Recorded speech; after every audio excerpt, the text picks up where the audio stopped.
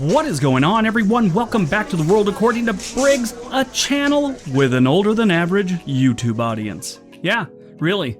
Here's proof from my analytics. Most YouTube channels have a chart very similar to this one, it's just reversed. This is probably why one of the most common requests is about places to retire. People always want me to make videos about that.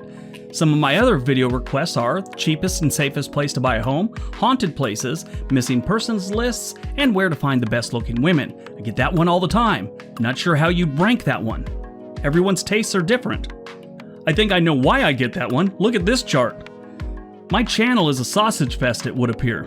Today's video is about the best major cities to retire. Not everyone can retire to the country to fish and garden in their golden years. Some people will retire in cities for a number of reasons. One of the most common reasons is to be near good health care. Living out in the country, you got great doctors and all that, but probably not the facilities you need. And not everyone can afford to retire at the Bel Air Country Club a couple of miles from the UCLA Medical Center. Retiring on a tight budget is unfortunately more common than not. A Bureau of Labor and Statistics survey found that about 42% of Americans have less than $10,000 saved up for retirement. If that's your situation, looking for a cheap place to live is important. But only 22% of Americans choose where to move based on the potential to save money, another survey found. Today's video is about the best cities to live based on the annual retirement income needed to cover basic costs, including housing, groceries, transportation, and utilities. And also cities that have decent healthcare. That was a really long intro. I apologize. Let's get started.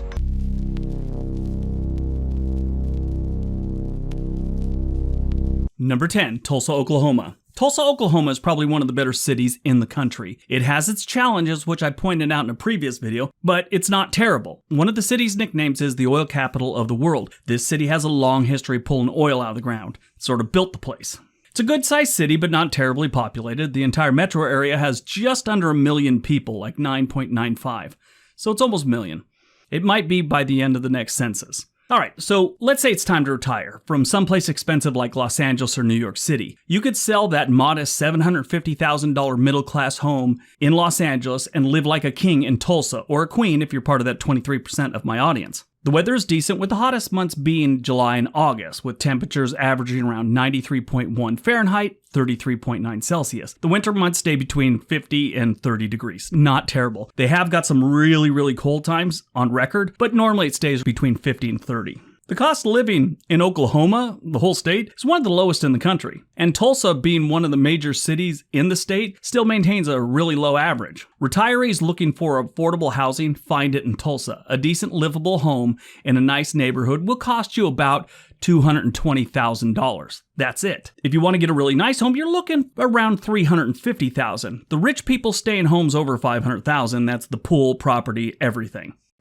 Now, when it comes to healthcare, Tulsa has a handful of really good hospitals and a bunch of specialty places like spine and heart centers. A couple of the best would be the Oklahoma State University Medical Center and the Hillcrest Hospital. Solid places to get your healthcare needs. And for those of you that are 20 and not understanding why I bring that up, as you get older, you'll understand why I bring that up. The percent of senior citizens living in Tulsa right now is 13.4%. But maybe that's not your crowd, you're a little bit younger. 21.5% of the population of Tulsa is 45 to 64. So that's kind of nice. Now, they figure to live here comfortably, your total annual expenditure will be about $44,588. That's not a terrible amount. It's kind of cheap to live in Tulsa compared to other cities its size.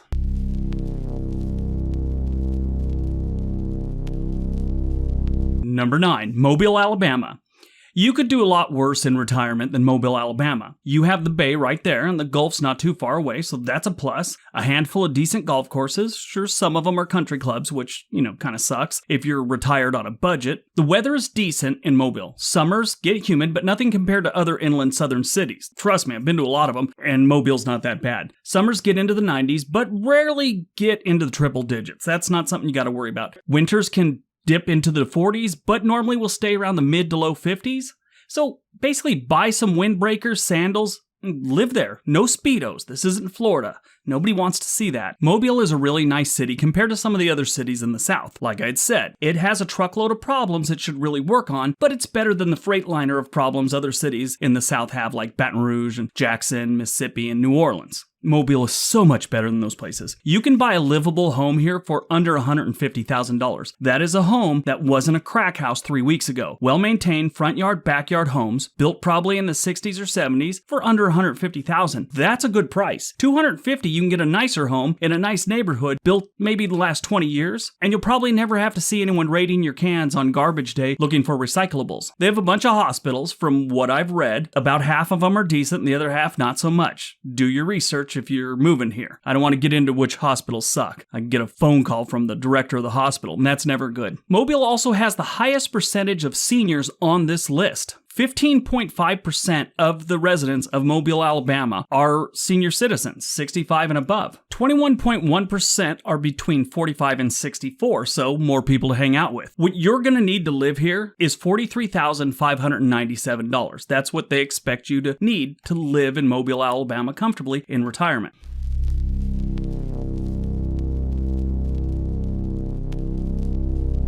Number 8, Winston-Salem, North Carolina. Winston-Salem has become a very popular city in the last decade, but it has still maintained some of the benefits of not being that popular. Here's some quick facts. The cost of living here is 4% lower than the North Carolina average, and it's 13% lower than the national average. Winston-Salem's real estate prices are 10% lower than North Carolina's average, and the rental prices are 12% lower than North Carolina's average. Those are all stats that belong to a city that people are flocking out of. Winston-Salem is one of the best places to retire on a budget, thanks to the cost of living being 13% lower than the national average. That is the thing that draws people to this city. It's dirt cheap to live here, and it's not a bad city. They have the lowest transportation costs on this list. That includes the price of public transportation, car insurance, car repairs, fuel, anything transportation related. It's dirt cheap in this city. Now here's the downside. They have a lower than average income for retirees. Winston-Salem is another city where working retirees are struggling to find decent paying jobs. Now, if you don't have to work in your retirement, this is a perfect place for you. Despite that, many people still live here, and that brings me to the main reason they do live here and they do move here: the high quality of healthcare. They have some of the best in the country in Winston-Salem. And stop typing. I'm sorry you had a bad experience at the hospital. Whenever I bring up a place has great healthcare, I always have a couple people that want to tell me about how bad it really is because they had a bad experience when, I don't know, they went to the emergency room because they accidentally sat on a Dyson vacuum hose while it was on, and the nurse laughed at them when they limped into the emergency room in a robe holding a Dyson vacuum. The weather here is nice. Summer months stay in the 80s, with a rare trip into the triple digits, not that bad. Winters can get into the 30s, but once in a blue moon may go lower. Not much, but they go lower. The percent of retirees 65 and older in Winston-Salem is 13.7%, and the 45 to 64 crowd, that's about 25%, 24.7%. So it's a solid place to move if you're retired.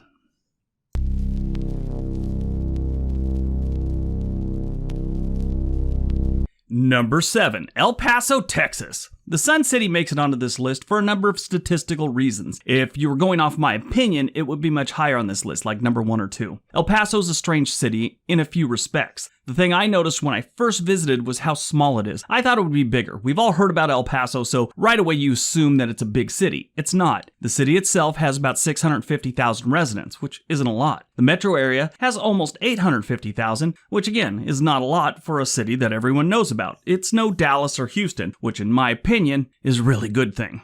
The estimate for the 2020 census is El Paso grew by over 40,000 people, and that should bring them up to almost 700,000. They are growing. Again, that's kind of a good thing. Now about El Paso. The city's crime rate is 32% lower than the Texas average. Real estate prices are about 16% lower than the state average. The cost of living is about 6% lower than the state average and 10% lower than the national average. So you could save some money just by moving here. If you watch too much political theater on television, you probably thought being so close to the border, El Paso would be a war zone run by drug cartels. The stats will show you that is total BS. El Paso has some crime like every place else, but nothing near what you might think. This is a city with good people, good families that will invite you to a barbecue at any given moment. If you're retired military, you have Fort Bliss right there, so you can shop at the commissary and PX anytime you want. They also have, medical and everything else there. When it comes to housing, you can get a nice livable home in El Paso for somewhere between $150,000 and $200,000. That's like just a house, front yard, backyard, no frills, no pool, nothing like that. If you want something really nice, it's between $250,000 and $300,000. If you're retiring rich, those houses go for about $500,000 to $600,000. It is hard. If I couldn't really find any that were above $700,000 here. The really, really nice ones with the circular driveway and all that stuff, in between $500,000 and $600,000. Now, one thing to be warned about El Paso, which you could probably imagine if you know anything about Texas, the summers get hot here. Buy sunblock. Buy a lot of sunblock and hats. Now, what they figure to live comfortably in El Paso, you're going to need $42,900 a year. That's their estimate to live comfortably. The percent of seniors in El Paso is 12.2%. That's 65 and above. The percent of people between 45 and 64, that's almost a quarter of the population, 24.5%. So if you're retiring, I'd give El Paso a good look if you don't mind the heat.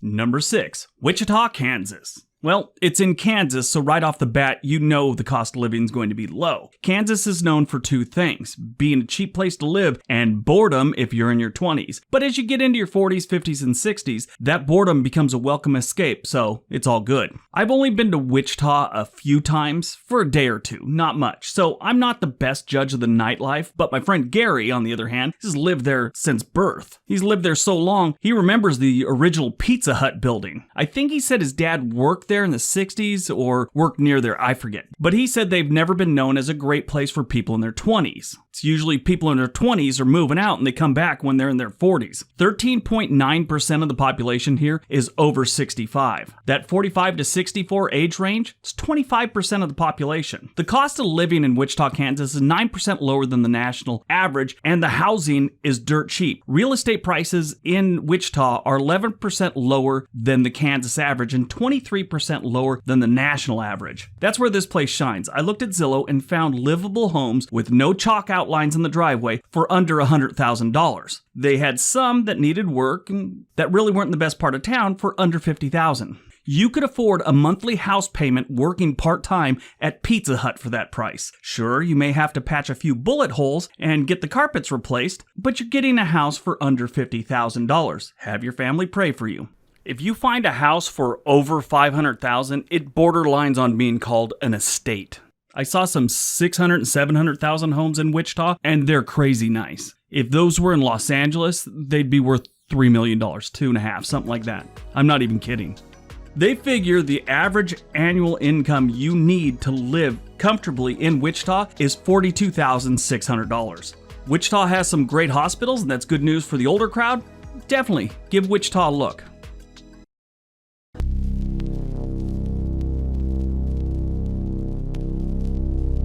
Number 5, Lubbock, Texas. Lubbock, Texas is home to the late great Buddy Holly, Texas Tech University, and a really low cost of living. The cost of living in this northwestern Texas city is about 15% lower than the national average, and it's one of the cheapest places to retire in the country. If you're looking to buy or rent, I have good news for you. Lubbock real estate prices are 17% lower than the Texas average. Rental prices in Lubbock are about 8% lower than the state average. You can get a livable house around $150,000 to $180,000. These are nice houses that are well maintained, not run down, and nice houses, nice neighborhoods. Really nice, newer homes go between $250,000 and $300,000. So yeah, definitely doable on a retirement income. On top of all the financial good news, you have healthcare that gets outstanding grades. University Hospital is one of the best in the state, according to a travel nurse I know. I looked it up, and the reviews tend to agree with her. And that's all the good news. Here's some of the bad news. They have some crime. Not Detroit or East St. Louis crime, but they have their fair share. It can get hotter than hell, I think at least. I've never been to hell, unless you count that time I took my kids to see the Wiggles years ago.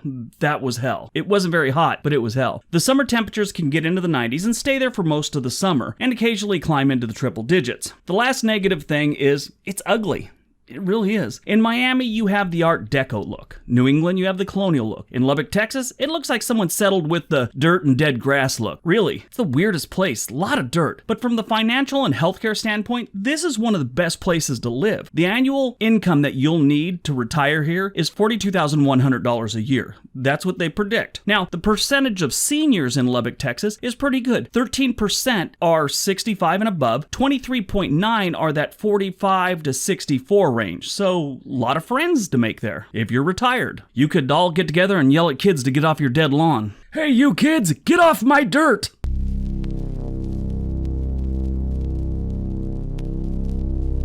Number 4, Greensboro, North Carolina. Look at that. North Carolina made the list twice. Greensboro and Winston-Salem are kind of close to each other, but they both had some stats that were different and both belong on this list. Why not? It's a great state. Greensboro cost of living is 12% lower than the national average, and that's the first reason it made this list. It is also a more affordable option than the state's other big cities like Charlotte, Durham, and Winston-Salem, like I'd said. It has the most affordable groceries and healthcare of any place on this list. Greensboro is one of those places that's big enough to have everything you need in a big city, but small enough for you to know like your neighbors and run into people that you know. When you get into bigger cities, it always seems like the people tend to not know their neighbors, even the ones that like live directly across the street from you. You just don't know them. People who live here love it and say they have no reason to leave. Those who do leave often return to Greensboro to raise a family and retire. When it comes to housing, the real estate prices are about 5% lower than the North Carolina average. North Carolina is already pretty low. The rental prices in Greensboro are 4% lower than the state average, so you could save money there too. The city is a little different though when it comes to real estate. Most of the cities on this list stayed within a certain price range, I guess, like $200,000 to $400,000, and just with a few above or below. Greensboro has a bunch of everything. For as low as $125,000 for a nice house that, may need a little work, to $1 million homes,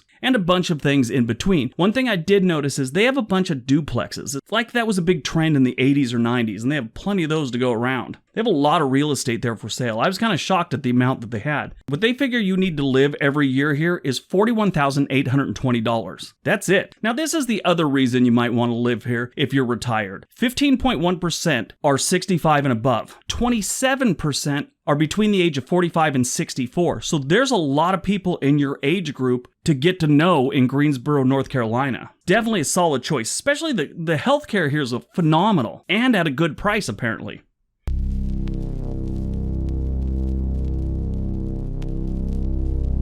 Number 3, Buffalo, New York. Okay, so Buffalo would normally not be a place I would advise moving to, but they have all the right stats in all the right places. Let's talk about the bad first. It is cold. Buffalo is one of the coldest, snowiest big cities in the United States. Cold normally doesn't mesh well with older folks. I don't mind it. Some do. That's why so many move to Florida and Arizona. And they have some crime. They actually have more crime than any other city on this list. That doesn't mean the whole place is bad. Like Chicago, they have some areas that bring the whole city down. Here's the first trick to Buffalo. Don't live in the city. Stay in the metro area, in one of the many suburbs around the actual city of Buffalo, so you could still take advantage of the low housing costs and great health care. Let's get on to the good news about Buffalo. The cost of living in Buffalo is 19% lower than the national average. That includes most of the burbs. Health costs are especially low, actually ranked as one of the lowest healthcare costs in the United States for a city, and most of the medical facilities are highly rated. Here's the second trick. You are right next to the Canadian border. You are one bridge, a border checkpoint, and a passport from getting some Tim Hortons and half price or better prescriptions. Housing in the city isn't the best, but the suburbs are great. Kenmore, Williamsville, Harris Hill, the list goes on. In any of these areas, you can get a decent house in the neighborhood of $200,000 to $400,000. Things in the $150,000 area are going to need some trips to Home Depot and patience. What they figure you need to live in Buffalo comfortably is $41,324. That's pretty cheap. The percentage of senior citizens living in Buffalo is 15.2%, and 25.1% are between the ages of 45 and 64. So that's all really good news. Buffalo's not the best place, but like I said, it's got all the right stats in all the right places, and it's right next to Canada for your meds.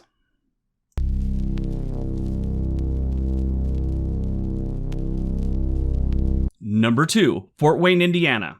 Fort Wayne really should be number 1 on this list. The only thing holding them back from the number 1 spot is the affordability number and the percentage of retirement age residents. Only one city beat them by the only 2 stats this list was based on. So many things not calculated on this list are far better stats in Fort Wayne than any other entry on part 1 or 2 of this list. Crime, traffic, great place for families, parks, rivers, schools, they got it all. But Fort Wayne's low cost of living makes it one of the best cities for retirement. This city in northeastern Indiana has a cost of living about 21% lower than the national average. It has the 3rd lowest utility costs of all the cities on this list.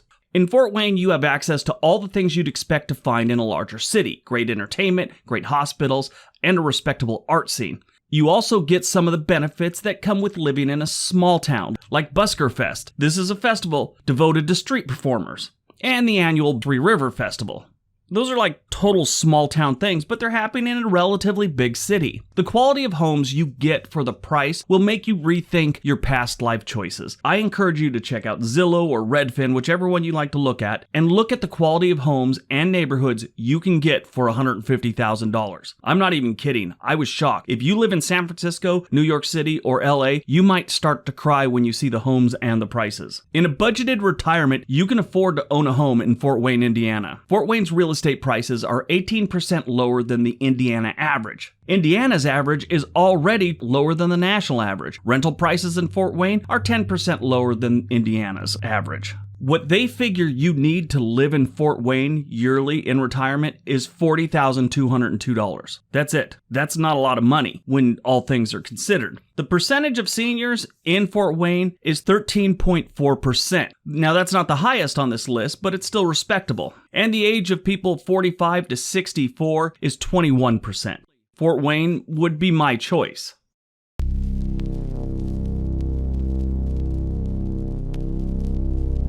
And number 1, Cleveland, Ohio. Yes, you heard me right. I said Cleveland, Ohio. Stop typing. Let me explain. This city on the banks of Lake Erie is experiencing growth and revitalization. It's getting better, and if you don't mind harsh winters, this is a great place to live in retirement, and it's only getting better. Sure, there are areas you should avoid, like I avoid baked goods from my cousin's ex-wife. Both are very scary and very dangerous. Like so many other cities around this part of the country, Cleveland has been in bad shape for a lot of years, but in the past 6 or 7 years, they have been turning the corner and they're getting better. The good news is the cost of living and the housing costs haven't realized it's getting better yet. And that is why Cleveland is on this list, stats alone. Cleveland is sort of broken into 2 parts, the east and the west. They are divided by the Cuyahoga River. The west side is home to Gordon Square, Art Districts, and the Great Lakes Brewing Company, while the east side houses the trendy, flat East Banks Waterfront District and Progressive Field where the Indians play. The downtown area has been transformed for the most part, and some of the bad neighborhoods are in that process. A lot of older homes are being restored and sold for next to nothing. Again, look at Zillow and you'll find nice homes for around $100,000. They won't be on the best blocks, but they're not in a war zone like people want you to believe. My advice is look for neighborhoods that don't have a bunch of houses with boarded up windows. Those are either abandoned or homes to serial killers. But like I said, stats alone get Cleveland on this list. What they figure you need to live in Cleveland is $37,000 a year. Now keep in mind, number 2 on this list, the second lowest, was $40,000. You had a $3,000 drop just by moving to Cleveland. The percent of seniors living in Cleveland is 14.3%. Now here's where the other bonus is. Almost 30% of the population is that 45 to 64 range. So there's a lot of people in your age demographic, if you're retiring, that live in Cleveland. Like I said, stats alone get Cleveland on this list in the number 1 spot. Sure, it's not the best place. It's got a lot of other problems, but it's getting better. And it's definitely worth a look. Then you look at the healthcare. Cleveland, Ohio has some of the best hospitals in the country, hands down. Ask anyone, they'll tell you. Sure, you're going to get the people that were stabbed a bunch of times that said they had to wait like 20 minutes, but, you know, those things happen when you're getting stabbed. Alright, so that is the end of this list. I hope you guys enjoyed it. Hope you got some information out of it. I know that Cleveland one was kind of a curveball, but we were going by stats pretty much alone on this one, and they fit the bill. So, yeah, I personally would choose Fort Wayne over all of these. Anyway, if you like what we're doing here, feel free to subscribe. Give the video a big thumbs up if you enjoyed it. Everybody have a great day. Be nice to each other.